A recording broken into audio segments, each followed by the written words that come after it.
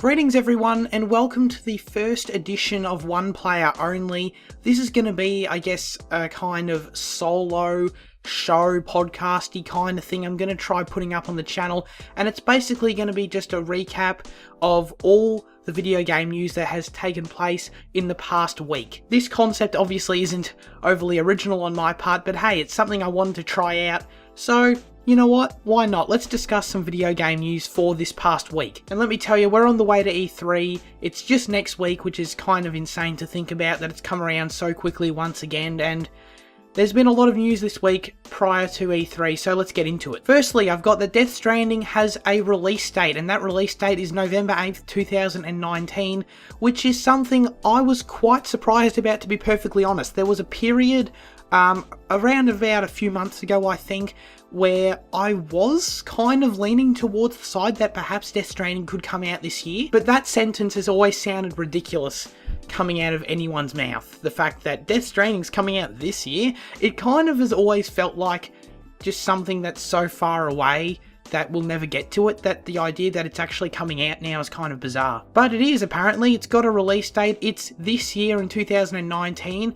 Releasing in November, which will be 3.5 years after its reveal, back at E3 of 2016. Of course, alongside the release date news, we got a trailer, and I have to say, I think the trailer was really cool. It's probably the most we've ever gotten out of the game. It's definitely the longest trailer, but I feel like now all of this kind of premise and the setting and all that kind of stuff is really starting to come together now. Kojima's said before that the game's about connecting the world, but when he said that in interviews, it was kind of really confusing and vague. Like, what the hell does that mean, connecting the world? It sounded weird, but now we actually kind of, I guess, understand what that's about. But the game's got a crazy cast, we've always known that, and it's coming along, and it looks pretty friggin' awesome in my opinion. It looks different, it looks unique, and at the end of the day, that's kind of what I want out of Death Stranding. I want a crazy, kind of wild, wacky experience that's a lot of fun to play, and that has an engaging story. That's really what I want, because in this day and age of generic kind of open world checkbox games that I've always kind of enjoyed, but am starting to get sick of, I do have to say, Death Stranding does look like a breath of fresh air, despite it apparently still being an open world game. That premise and the wacky kind of crap that Kojima's doing, it really feels like with Death Stranding that Hideo Kojima's trying to make his own version of like a really wacky artsy film, which I really like. And November, of course, is quite an interesting release date for a Sony exclusive, of course, because we haven't seen a Sony exclusive release in a holiday season or period, I believe, since The Last Guardian in 2015. So it's been quite a while. Sony, on the exclusive side, has really focused in on earlier in the year and also filling that kind of September spot like Spider-Man did last year.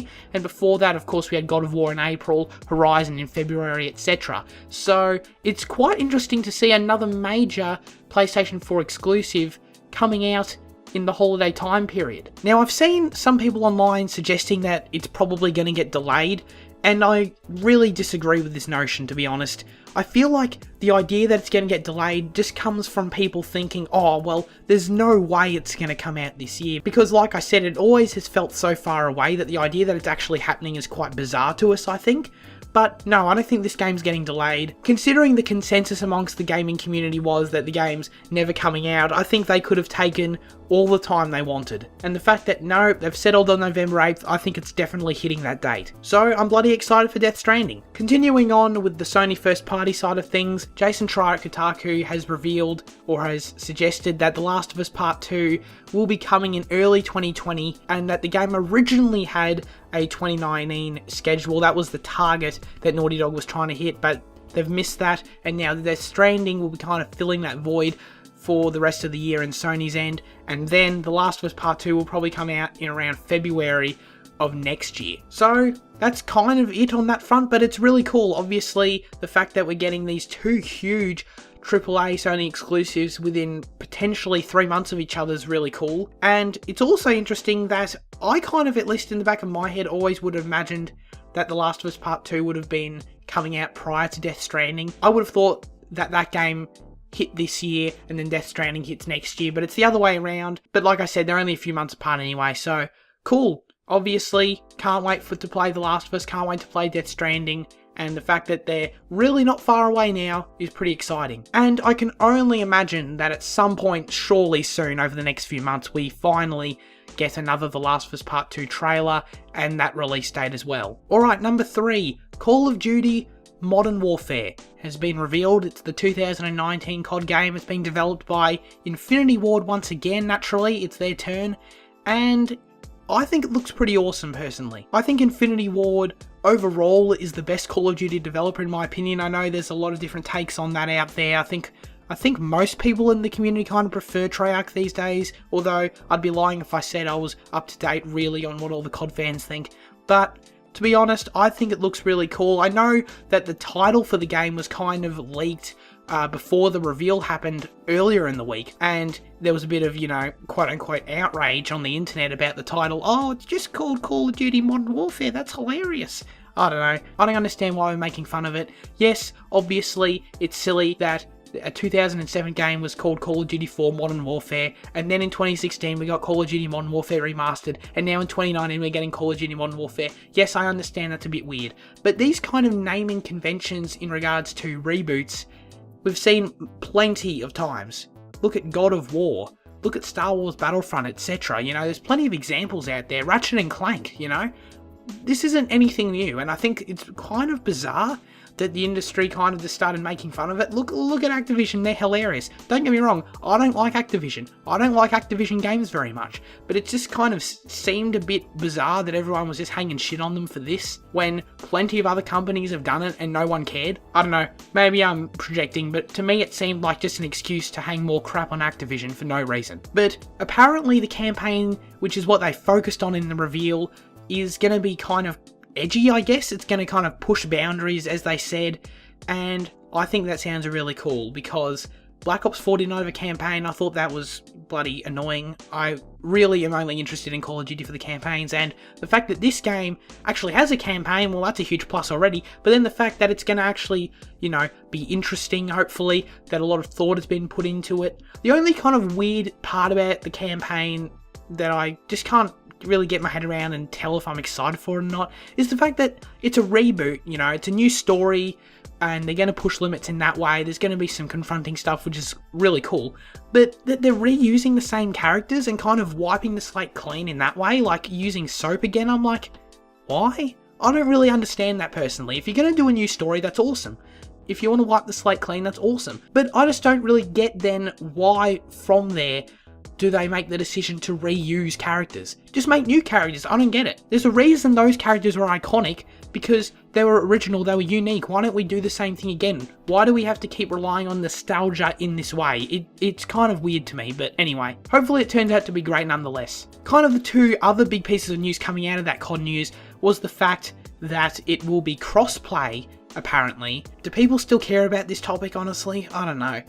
I feel like talking about crossplay is like so last year, everyone at that time was like, oh my god, crossplay, we have to have crossplay, even though like we've never had it. Like, I don't understand, it's super weird. So apparently that's something people still give a shit about. I certainly don't. And of course all the DLC is apparently going to be free, which is really cool. That's something COD's never done before. They always do the bloody, expansion passes and they make millions of dollars on that, so they're going free on the DLC. I don't really particularly understand how that's beneficial to their bottom line, but I don't know, a lot of these companies are doing it. EA has been doing it a lot lately, so there must be a reason. I suppose maybe the idea is that it boosts microtransaction sales in some way, but I don't know. It's cool. It's definitely pro-consumer to kind of make these expansion passes that have typically divided the community, the online multiplayer community that is, now make them free so that doesn't happen anymore. Cool, so yeah, good on you, Call of Duty. You're doing something right. Next up, let's talk about some news that particularly and specifically relates to E3, and that is the fact that Marvel's Avengers will be at E3. There will apparently be a Coliseum panel for it, so that's pretty cool. This is the game that's being developed by Crystal Dynamics, the Tomb Raider developers, and published by Square Enix. It was announced, I believe, over 2 years ago at this point. I believe early 2017 is when we saw it for the first time in that little teaser trailer, and at the time we only knew it as Project Avengers. So now we know it's called Marvel's Avengers, following that same naming convention that Marvel Spider-Man for PS4 followed as well, so that's super interesting. And it's good we're finally hearing about it, because I feel like that game for the past 2 years, whenever a conference pops up, whenever there's E3, whenever there's Gamescom, whatever, everyone's like, surely we have to hear about this Avengers game now, and we never do. So it's about bloody time we actually see it. As to what conferences it shows up as, I think obviously Square Enix doing their digital event, that's a no-brainer. It's definitely going to be there. It's going to be at that Coliseum panel, like I said. But then I also think there's a very, very good chance that we see it for the very first time debuting at Microsoft's conference, which is of course before Square Enix's conference. The description for the gameplay is also super interesting. I want to highlight particularly that it was described as being continuous single player and cooperative gameplay. My hope for this game would have been that it's just another really cool single player story, narrative, maybe open world, I don't know, game. To be honest, that's what I wanted out of it. Maybe you can switch between different Avengers and stuff like that, that'd be pretty interesting. But the fact that it says continuous single player and cooperative gameplay, obviously that means there's going to be multiplayer, so that's cool, I guess. But then continuous single player, what the hell does that mean? It's trying to hint towards a kind of Destiny style model, which is what I've seen a lot of people talking about, where there's a lot of updates and the world is ever expanding with new quests and grindy crap to do. Ugh, I'm not really into that, to be perfectly honest. I kinda can't stand Destiny, I'm sorry, I hate it. Hopefully it turns out to be okay. All I want is a really cool game with fun gameplay and a cool story, that's what I want. And if it turns out to be another one of these grindy ass games where you gotta run the same missions over and over again to get XP, isn't that fun? No, it's not fun, it sucks. At least in my opinion. I'm sorry, I shouldn't force my opinion on anyone. You know, at this point, we've known about the game for so long, I just want to see it now, you know? I'm tired of the speculation and these weird vague wordings of the gameplay. Just show me the friggin' game. Speaking of Microsoft's conference, sort of, that was an okay segue, I guess. We've got Fable 4 apparently being leaked on Mixer, because apparently streamers, before they start live streaming, Fable 4 briefly popped up as an option as a game that you could select. So yeah, that's not really honestly that surprising. We've known Playground Games is developing a new open world game that isn't Forza Horizon, which we've obviously know they're typically known for developing. And there were rumours, I think, what was it now, 2 years ago or something crazy like that, that maybe even just last year, that Fable is coming back and it's being developed by Playground and it's an open world RPG. So the fact that obviously Playground Games is due to show something this E3 presumably, and the fact that it's been rumoured to be Fable, and the fact that this Fable 4 title is leaked on Mixer, I think it's pretty clear at this point that we're going to get Fable 4 at that Microsoft conference, which is going to be really cool because as someone who doesn't own an Xbox One, I've never really been interested in their first party games, but if they come out and show a huge Xbox exclusive that is a really cool looking, fun, open world RPG, then that sounds super appealing to me. It was also leaked on some Chinese retailer websites that The Witcher 3 is coming to Switch, which, of course, I love The Witcher 3, I like my Switch, I would love to have it on the Switch. I'm very much skeptical of this because I feel like The Witcher 3 being on Switch is something and a rumour and a leak or whatever that's been popping up a few times over the last couple of years and it's never come to fruition thus far. So, look, if it comes to Switch I'd be a very happy man, but I kind of don't think it will at this point.